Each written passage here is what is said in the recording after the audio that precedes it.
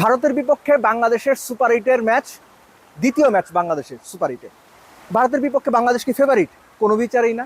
একটা কথা মনে করিয়ে দিচ্ছি যে ভারতের বিপক্ষে বাংলাদেশ যখন প্রস্তুতি ম্যাচটা খেললো বিশ্বকাপের শুরুতে, ওই ম্যাচে হাতে আঘাত পেয়ে মাঠের বাইরে ছিটকে গিয়েছিলেন শরীফুল ইসলাম। এখনো পর্যন্ত শরীফুল আর মাঠে নামতে পারেননি। ভারতের বিপক্ষে সুপার এইটের ম্যাচে আমাদের শরীফুলকে কি নামিয়ে দেওয়া যায়? উচিত হবে? আমার বিবেচনা শরীফুলকে খেলানো উচিত। শরীফুল যে ম্যাচে আঘাত পেয়ে মাঠের বাইরে ছিটকে গিয়েছিলেন বিশ্বকাপে, যে ম্যাচের কারণে নামা হয়নি, সেই ম্যাচ দিয়েই শরীফুলের কামব্যাক হোক। সৌম্য এক ম্যাচ খেলেই বাদ পড়েছেন। তানজিদ তামিম কি করেছেন? 5 ম্যাচে তানজিদ তামিমের রান কত? 2টো 0, একটা 30+, একটা 9, একটা 3, 50 রান করতে পারেননি ওপেনার 5 ম্যাচে। 104 স্ট্রাইক রেট, তার 9 হচ্ছে এভারেজ। তামিমকে বসিয়ে যদি সৌম্যকে খেলিয়ে দেওয়া হয়, সৌম্য আর কত খারাপ খেলবেন? তানজিদ তামিম যে খারাপ খেলেছেন, সৌম্য তার থেকে কত খারাপ খেলবেন? সৌম্য তো 1 ম্যাচ খেলে বাদ পড়েছেন, তানজিদ তামিম তো 5 ম্যাচ খেলেছেন, ফ্লপ। সৌম্যকে সুযোগ দেওয়া হোক। শেখ মাহিদিকে বেস্ট 11-এ খেলানো হোক। 1 ম্যাচ খেলেছেন, আরেকটা ম্যাচ খেলানো হোক। সৌম্যর কথা বললাম, তানজিদ তামিমের কারণে শেখ মাহিদির কথা কেন বলছি? একটা লম্বা সময় পরে, সম্ভবত প্রায় 1 দশকেরও বেশি সময় পরে, ভারতের টপ অর্ডারের টপ 7, টপ 8 ব্যাটারের মধ্যে প্রথমবারের মতো আমরা 4 জন বাঁহাতি দেখতে পাচ্ছি। ঋষভ পান্ট, তার সঙ্গে অক্ষর প্যাটেল, শিবম দুবে এবং রবীন্দ্র জাদেজা। এই যে 4 জন বাঁহাতি, এই 4 জন বাঁহাতিকে বল করার জন্য বাংলাদেশের সত্যিকার অর্থে যদি কোনো অফ স্পিনার থেকে থাকে, যেটা বাংলাদেশের সাইকোলজি, যে ডানহাতি ব্যাটসম্যানদের এগেনস্টে বাঁহাতি অর্থোডক্স, বাঁহাতি ব্যাটসম্যানদের এগেনস্টে অফ স্পিনার, সেই যুক্তিতেও যদি আমি যাই, তাহলে শেখ মাহিদিকে খেলানোটা জরুরি। অর্থাৎ লাস্ট ম্যাচের যে 11 ছিল, অস্ট্রেলিয়া ম্যাচে যে 11টা খেলেছে, সেখান থেকে তানজিদ তামিমের জায়গায় সৌম্য, শেখ মাহিদি থাকবেন। শরীফুলকে কার জায়গায় খেলানো হবে এটা টিম ম্যানেজমেন্ট ডিসিশন চাইলে নিতে পারে, বাট শরীফুলকে খেলানো উচিত বলে আমি মনে করি। এখন শক্তিমত্তার যে পার্থক্য, অভিজ্ঞতার যে পার্থক্য, পারফরমেন্সের যে পার্থক্য, মোস্ট ইম্পর্টেন্টলি ব্যাটসম্যানশিপের ব্যাটসম্যানদের যে পার্থক্য, প্রত্যেকটা জায়গা হিসেব করলে ভারত বাংলাদেশের সঙ্গে এগিয়ে আছে, অনেক বড় ব্যবধানেও এগিয়ে আছে, এটা নিয়ে কোনো ডাউট নেই।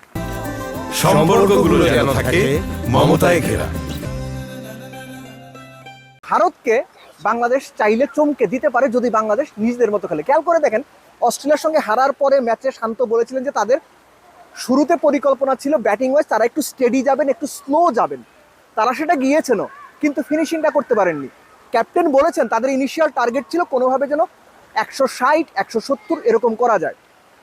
অ্যান্টিগার যে মাঠে খেলা, সেই মাঠে গড়ে এই বিশ্বকাপে রান উঠেছে 9-এর বেশি, কিন্তু তারপরও যদি আগে ব্যাট করে 170 করা যায়, আগে ব্যাট করে যদি বাংলাদেশ 170 রানের টার্গেট ভারতকে দিতে পারে, বাংলাদেশের বোলিং লাইন আপ বরাবরই ফ্ল্যাট উইকেটে কিংবা স্পোর্টিং উইকেটে কিংবা ভালো টি20 উইকেটে খারাপ করে। অস্ট্রেলিয়ার বিপক্ষে এটা আবারও প্রমাণিত হয়েছে। ভারতের বিপক্ষেও খারাপ করার সম্ভাবনা আছে, কিন্তু যদি বোর্ডে 170 রান থাকে, আর্লি উইকেট যদি নেওয়া যায়, তাহলে কিন্তু ফাইটটা করা যায়। উদাহরণ চান? সাউথ আফ্রিকা এবং ইংল্যান্ডের ম্যাচ, যে মাঠে 180 পার স্কোর, সেখানে 163 করে সাউথ আফ্রিকা কিন্তু ম্যাচ বের করে নিয়েছিল। কেননা তারা শুরুর দিকে উইকেট তুলেছে। শুরুর দিকে উইকেট তুলে ইংল্যান্ডকে যে চাপে ফেলেছিল, সেই চাপ থেকে ইংল্যান্ড একটা পর্যায়ে বেরো হয়ে গিয়েছিল, কিন্তু ম্যাচ ফিনিশ করতে পারেনি। আমি ওই জায়গা থেকেই বললাম যে বাংলাদেশ যদি আগে ব্যাটিং করে 170 রানের টার্গেট বাংলাদেশ ভারতকে দিতে পারে, বোলাররা যদি নতুন বলে আর্লি উইকেট নিতে পারেন, স্পিনাররা প্রেশার ক্রিয়েট করতে পারেন, ইউ নেভার নো, ভারতকে হয়তো হারানো সম্ভব। কিন্তু বাংলাদেশের সবচেয়ে বড় ফোকাসের জায়গাটা থাকা উচিত ব্যাটিংয়ের দিকে, কেননা এই বিশ্বকাপে বাংলাদেশকে সবচেয়ে বেশি যারা ভুগিয়েছেন তারা হচ্ছে ব্যাটাররা, প্রত্যেকটা জায়গায়, ওপেনিং থেকে মিডল অর্ডার, মিডল অর্ডার থেকে ফিনিশিং থেকে lower down the order, everyone. তাওহিদ হৃদয়কে বাদ দিলে বাংলাদেশের ব্যাটিংয়ে বলার মতো এই বিশ্বকাপে কিচ্ছু নেই।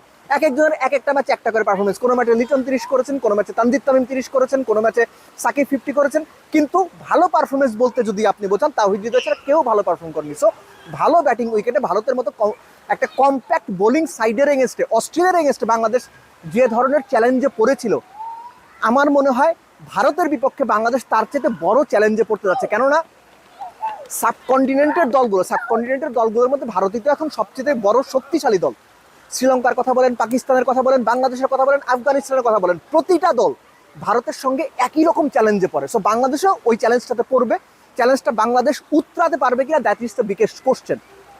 মনে করে দিচ্ছি, এর আগের ভিডিওতে আমি বলেছিলাম যে অ্যান্টিগার স্যার ভিভিয়ান রিচার্ড স্টেডিয়ামের যে উইকেটটা, সেই উইকেটটা 60% ব্যাটসম্যানদের ফেভারে, 40% বোলারদের ফেভারে। এটা আমার কথা না, ওই মাঠের যে চিফ পিচ কিউরেটর তিনিই বলেছেন। এখন অস্ট্রেলিয়ার বোলাররা 40% অ্যাডভান্টেজ নিজেদের দিকে 60% নিয়ে আসতে পারেন। বাংলাদেশের বোলাররা কি ভারতের বিপক্ষে সেটা পারবে? অপেক্ষা করতে হবে। তবে ভারতের বিপক্ষে কোনোভাবেই বাংলাদেশ ফেভারিট নয়। তবে বাংলাদেশের সামর্থ্য আছে ফেভারিটকে, ভারতকে চমকে দেওয়ার। চমকে দিতে পারবে টাইগাররা? আমরা আশা নিয়ে বসে থাকতে চাই, আশা নিয়ে অপেক্ষা করতে চাই।